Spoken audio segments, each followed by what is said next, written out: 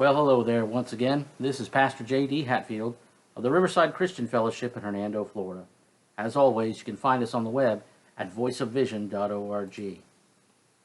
Well, you probably saw the title to this message, I Just Can't Do It.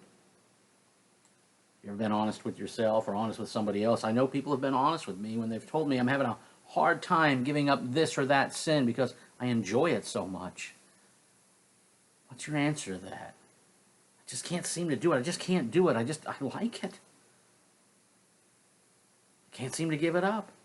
I enjoy it so much. Well, of course you are. You're receiving something you like when you commit this sin. And it's something very powerful in your subconscious hierarchy of needs. It could be receiving pleasure or avoiding pain, masking an insecurity, coping with a fear, or some combination of those factors or others. Your desire for it is strong. And the payoff it seems to give you seems worth the consequences, at least in the short term. But you need to think about it because you're using sin to deal with your issues. And it's not right. And fighting that sin with other sin won't work. So what do?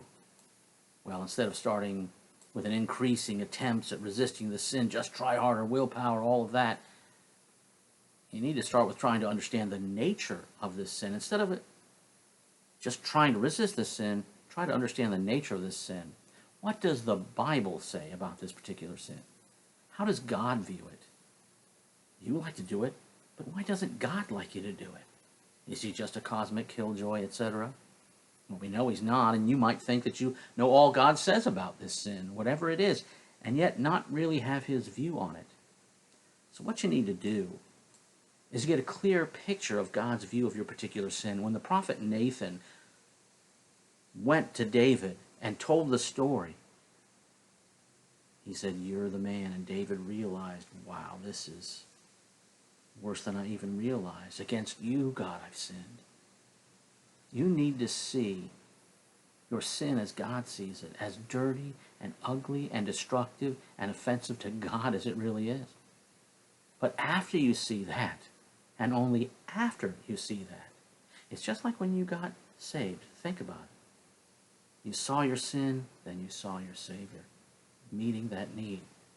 So when you get God's viewpoint on it, really get down there, really see how ugly this thing is and offensive to God, not only destroying your life, but messing up your relationship.